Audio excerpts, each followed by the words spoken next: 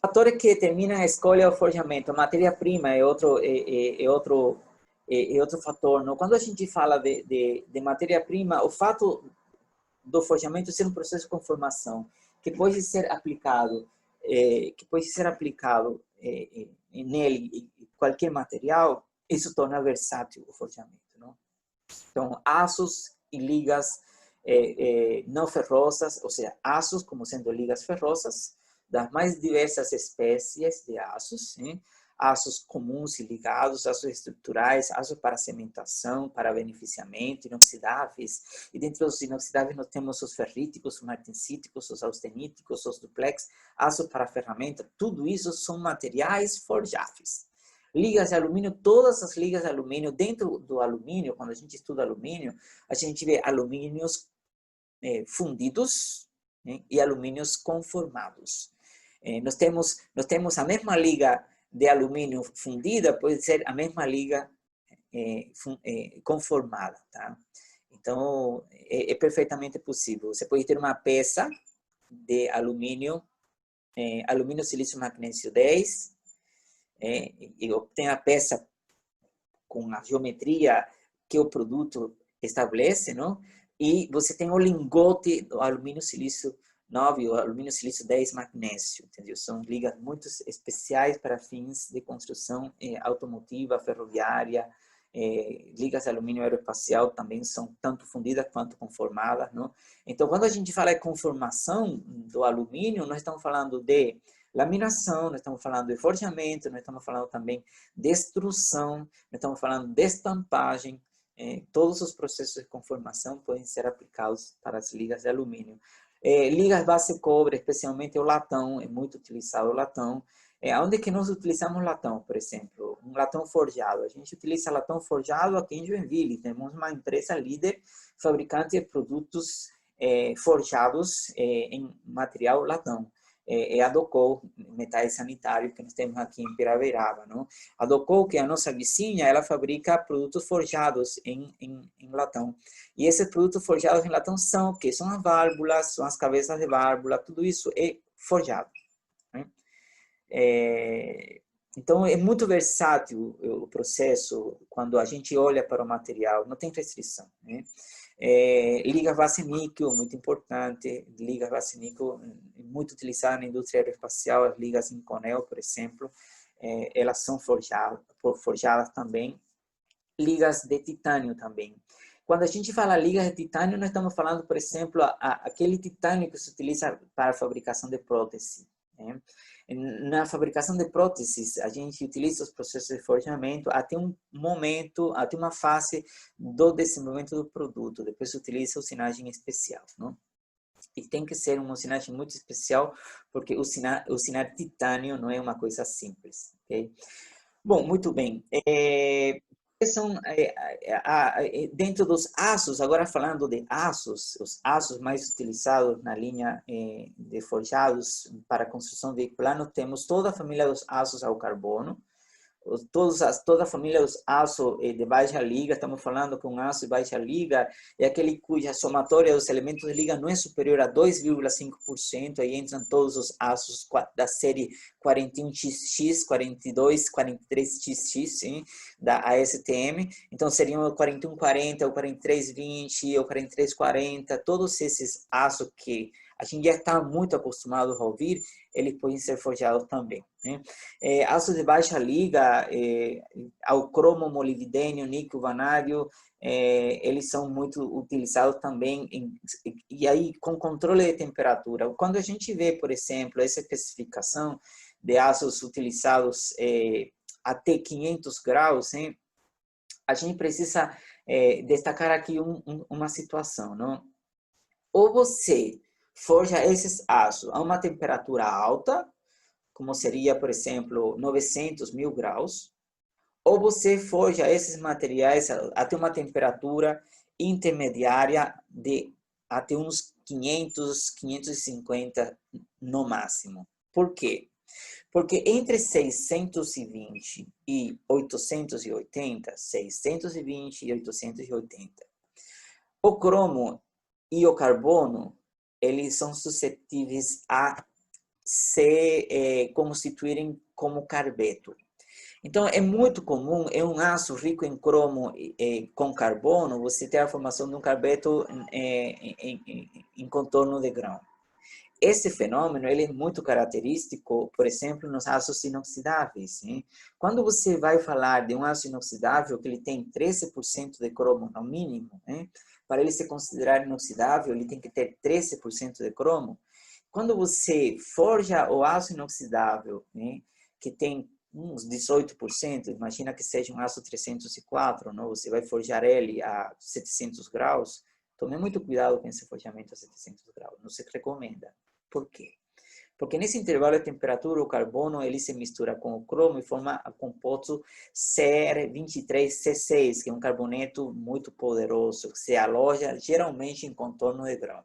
Nós estamos falando que é um material austenítico, que vai ter agora em contorno de grão essa partícula.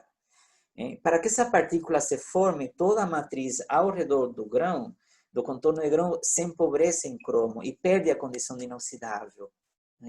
Então, por causa desse motivo, se ela perder a condição de inoxidável nesse local, se o material for ser utilizado posteriormente, você vai ter um fenômeno que poderia ser, por exemplo, uma trinca intergranular. Uma trinca intergranular em um aço inoxidável, já fiz algumas análises de falha em aços inoxidáveis, eu gosto muito disso. E quando a gente analisa uma trinca intergranular em aço inoxidável, a primeira grande coisa que a gente sabe que é aço inoxidável, a gente pergunta, é inoxidável qual? Austenítico? A pessoa te fala assim, o 304, 308, 312, 316, 324, qualquer que seja os 300, é austeníticos. Ok. Beleza, você faz uma análise uma análise fractográfica, isso é, uma análise da superfície da falha, e depois você faz uma análise química, usa de técnicas de caracterização química, não? E você percebe que naquele ponto em que se forma a trinca, não? Em que a trinca se propaga, o material tem menos carbono do que a composição química dele exige, não? E como é que um aço poderia ter menos carbono nesse local? Isso somente se justifica pela presença do carboneto de cromo intergranularmente.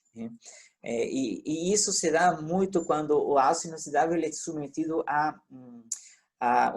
uma ação combinada de tensão e corrosão.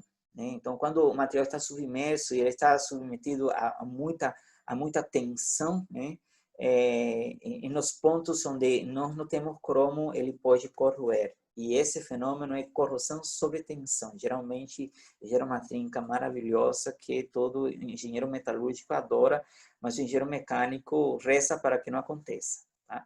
Muito bom. São as matrizes. Agora vamos falar um pouco sobre matriz de forjamento. A matriz para forjamento é a alma do forjamento, é a coisa mais importante, não? Que é a ferramenta, não? Qual é a função da matriz de forjamento? Naturalmente, como vocês estão percebendo nessa imagem da direita, não? Ela concede a forma ao produto que você deseja. Estou mostrando aqui nesse caso a matriz bipartida. As matrizes elas são bipartidas, parte inferior, parte superior, não? Matriz inferior, matriz superior, não? E vocês estão vendo aqui nesse caso uma operação intermediária, não? Do que seria o processo de forjamento intermediária que está mais para a esquerda, não? Que seria o processo de forjamento de uma biela, não?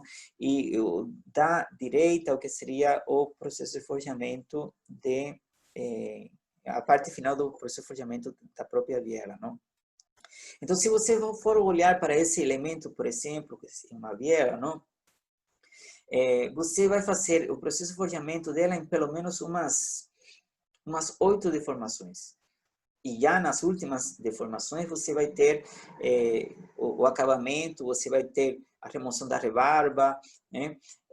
Mas é um processo de conformação progressiva, onde em cada passe você tem um conjunto de matriz inferior e superior casadas, né? para dar a forma que naquele passe você prevê ao produto. E essa mudança progressiva de forma que você vai atribuindo ao produto de um passe em relação ao outro, de um passe em relação ao outro, é o que vai definindo no fim a forma final do produto, e é o que você depois vai ter que corrigir por usinagem para depois utilizar na engenharia. Solicitações associadas ao trabalho das matrizes de forjamento, altas tensões de compressão. O forjamento ele trabalha sob esforço de compressão, né? Então, uma compressão muito alta, 2 gigapascal para cima. Não? Altas solicitações térmicas. Se se trata, por exemplo, de um processo de forjamento a quente, não? Você precisa estar preparado, porque a troca de calor é muito grande. Diferente do que acontece, por exemplo, numa laminação, onde você também tem troca térmica entre o produto que você está laminando com a ferramenta, o processo de laminação ele acontece entre cilindros aberto, entendeu? É um processo de conformação aberta, né? A laminação ela é aberta por quê? Porque o material está exposto ao ar, ele não fica em uma cavidade fechada, como que acontece, por exemplo, no processo de forjamento em matriz fechadas, né? Então, a conservação do calor, da energia que esse produto tem é muito grande, então a quantidade de calor que se transfere do produto para a ferramenta é muito maior, né? Então, nesse caso, precisamos ter, por exemplo, resistência térmica para que, quando ele se submeta a esses ciclos térmicos de trabalho, ele não sofra, esse material da matriz não sofra um fenômeno que nós conhecemos com o nome de fadiga. Fadiga em ferramentas de forjamento, e matrizes de forjamento, ela é muito comum quando você não considera na fabricação da ferramenta o uso do material que tenha estabilidade químico-mecânica em alta temperatura. Então, termofluência precisamos garantir nesse tipo de material. Então, alta solicitação diante do choque mecânico. Então, nossa, meu Deus do céu, é uma coisa assim impressionante. É impressionante porque, além de você ter que garantir a resistência mecânica para suportar as solicitações térmicas que o material se submete, você tem que garantir também a solicitação sobre o efeito do choque mecânico, né? Que o material vai naturalmente sofrer, a ferramenta vai sofrer por causa do tipo de forjamento. Então, quais são, na verdade, as principais características de um material que se utiliza na fabricação de uma ferramenta para conformação por forjamento? Elevada tenacidade, né? Dureza, resistência à fadiga, resistência mecânica quente, né? Resistência a desgaste. Putz, é assim, a pessoa me pergunta assim, me diga um componente na engenharia mecânica, não? Que realmente preenche todos os requisitos para ser um grande case de estudo na engenharia, uma ferramenta para conformação. A ferramenta para conformação, e não é para conformação de qualquer coisa, tá? Porque uma coisa é você conformar alumínio, uma coisa é você conformar latão, uma coisa é você conformar polímeros, outra coisa é você conformar um aço. Totalmente diferente, entendeu? Então, quando a gente vai falar, por isso que eu sempre cito, não é porque eu sou, sabe, fanático dos aços, não é por isso, tá? Porque eu gosto também de alumínio, eu gosto também do latão, mas assim, na verdade, o que acontece? Quando a gente vai apresentar um processo, não? A gente apresenta ele na pior condição de trabalho. Né? Se você entende a pior condição de trabalho, você entende qualquer outra condição, não?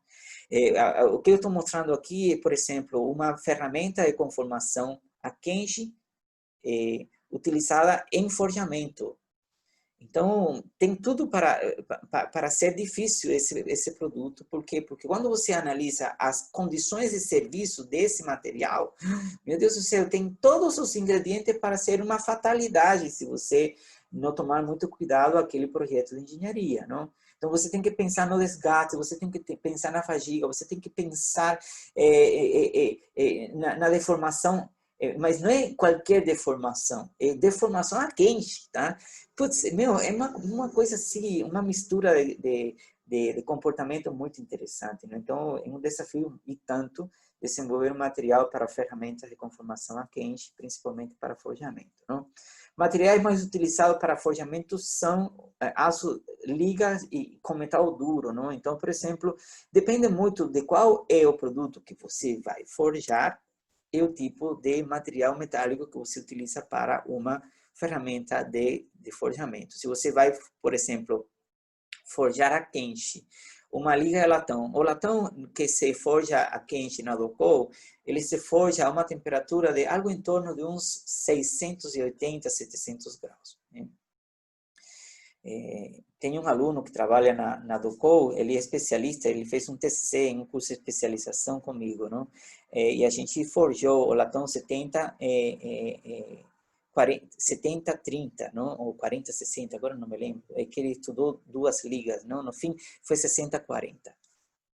Nesse latão, ele estudou o efeito da temperatura, não? Na resistência a desgaste da ferramenta, não? Então, a gente variou as temperaturas de 650 a 720, temperatura do metal, não? Quanto mais alto era a temperatura, menos passes nós precisávamos. Quanto mais baixa era a temperatura de acabamento, não? Era sempre maior número de passes, não? O certo é que, por exemplo, isso parece ser o quê? Que dependendo muito do material que você vai forjar, é a exigência do material da ferramenta.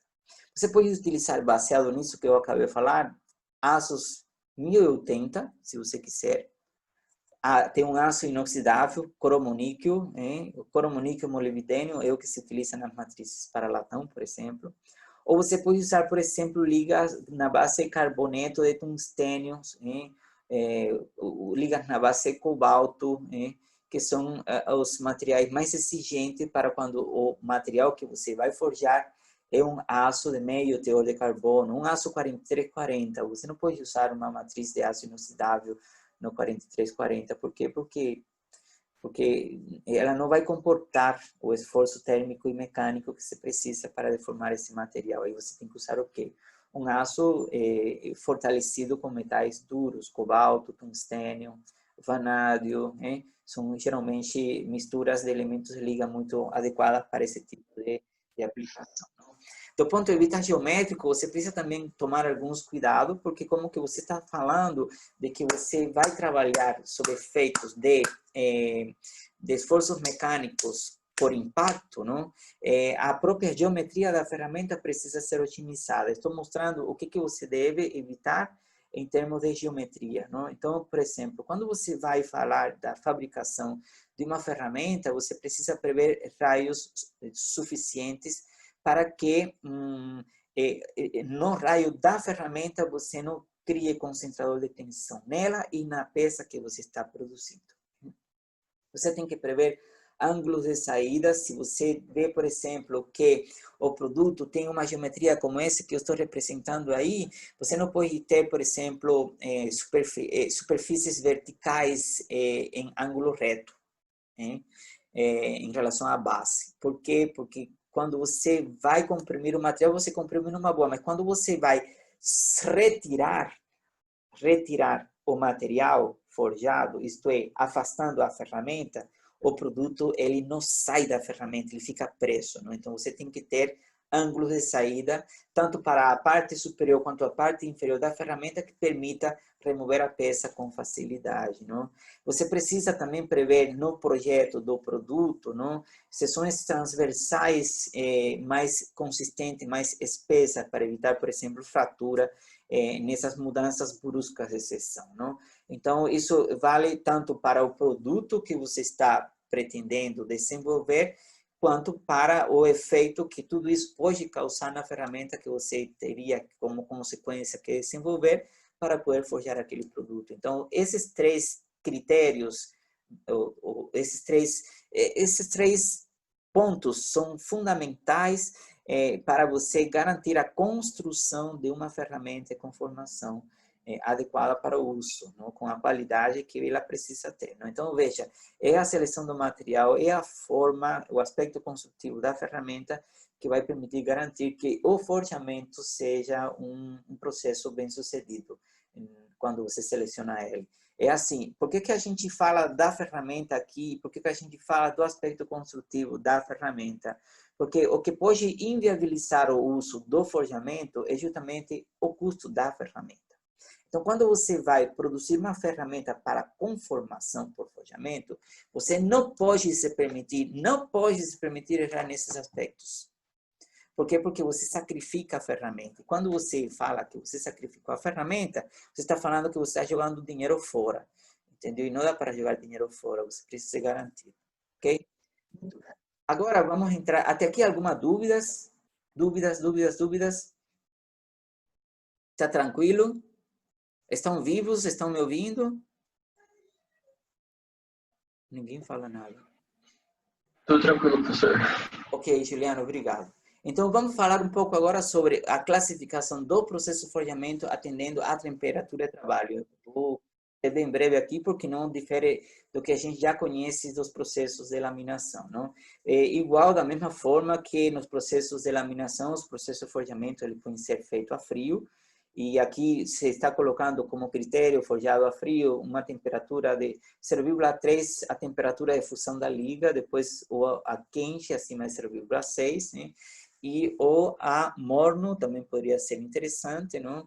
Entre 0,3 e 0,5. Na verdade é assim, por via de regra, a maior parte dos produtos forjados que vocês vão encontrar na engenharia, eles são forjados a quente. Eu diria assim que por cada 10 produtos forjados que você tem numa aplicação, por exemplo, num projeto veicular, por cada 10 produtos maciços, peças maciças forjadas, hein? Peças maciças, por cada 10, hein? Pelo menos umas 7 peças elas vão ser forjadas a quente. Pelo menos umas 7. Não? E por cada 10 produtos maciços, hein? Por cada 10 produtos maciços, você vai ter provavelmente uns 8 produtos forjados. Então, por cada 10 produtos maciços, 8 forjados. Por cada 10 produtos forjados, você vai ter 7 forjados a quente. Então, predomina o forjado a quente. Né? E então, basicamente é isso. O que você tem que tomar cuidado no forjamento a quente, quando você faz o forjamento a quente? Cuida da temperatura de aquecimento prévio ao forjamento para que ela não introduza muito crescimento anormal de grão. Ela tem que ser o tempo necessário e a temperatura necessária para você garantir a homogeneidade da temperatura em todo o volume do material que você vai forjar, mas não se exceder tanto na temperatura e no tempo para evitar crescimento anormal de grão ou para evitar que, por exemplo, se forme a carepa, se perca o carbono da superfície do produto forjado. Então, tomar para que esses fenômenos metalúrgicos associados ao aquecimento não interfiram na qualidade depois do produto que você vai desenvolver, não? Depois disso, tomar cuidado com as temperaturas e com o grau de deformação em cada uma das etapas do próprio processo de forjamento. Não? Mas é um processo muito vantajoso do ponto de vista econômico, porque ele é muito mais em conta do que o processo forjado a frio. Por que o forjado a frio ele é um pouco mais caro? Porque como que ele é forjado a frio, o custo da ferramenta de um processo de conformação a frio ele é grande. Por quê? Porque a resistência a desgaste que ela precisa é muito maior e o material ele é muito mais caro, não? O esforço mecânico, a potência da máquina que você precisa para poder conformar a frio é muito maior do que o esforço mecânico, a potência da máquina que você precisa para você conformar a quente, porque o fato do material estar a quente, ele tem menos resistência mecânica, ele tem mais ductilidade do que o material a frio, não? Então, tudo isso são aspectos que a gente tem que levar em consideração na hora de você decidir se vai ser a frio ou se vai ser a quente, não? Muito bom. Alguns elementos pequenos de menor porte, pelo fato de eles terem uma geometria mais simples, um tamanho menor, né, acabam se justificando os processos de forjamento a frio. mas, via de regra, a grande maioria dos produtos são forjados a quente, não? Quais são as características de um e de outro processo, não? O forjamento a quente, tensões reduzidas. No forjamento a frio, as tensões elas são elevadas e, como consequência disso, você tem um encurvamento, não? A ferramenta, ela naturalmente vai sofrer pela alta solicitação mecânica que um forjamento a frio tem em relação ao que acontece, por exemplo, no caso a quente, não? Alta forjabilidade, tudo que você possa forjar, você consegue a quente, já nem tudo você consegue a frio, né? Retrabalho de peças, geralmente precisa, você precisa retrabalhar a peça posteriormente, você precisa ajustar alguma coisa posteriormente, principalmente pelo fato de alguma imperfeição na superfície por causa do aquecimento anterior. Em peças pequenas de aço ou de materiais ferrosos, o forjamento a frio, ele vai exigir de pouco retrabalho. Geralmente a superfície ela já sai polida, ela já sai com a rugosidade superficial pronta para ser utilizada na aplicação que seja, não? Então, no caso, por exemplo, da temperatura de forjamento, eu estou sugerindo aqui o que poderiam ser temperaturas ideais para forjar um aço, sempre acima de 1000 graus Celsius. Sempre acima de 1000 graus Celsius. Se você vai forjar, por exemplo, um aço microligado, aí se for microligado, aí você tem aquele efeito, por exemplo, do nióbio, de você explorar a capacidade dele de formar precipitados com o carbono, por exemplo, e dele endurecer por precipitação, e você forja ele a uma temperatura abaixo dos 1000 graus, em torno dos 900, 950 graus. Mas, por via de regra, acima sempre de 1000 graus, 1050 é a temperatura ideal para aços, não? Alumínio não teria como ser mais do que isso, porque mais do que isso você funde o alumínio, então teria que ser 360, eu diria assim 300 a 500 graus, é temperatura ótima para você pré-aquecer o alumínio e forjar o alumínio, não? E liga na base de cobre 700 graus, 710, no máximo 740, é o que geralmente eu vejo que acontece mais na prática, não?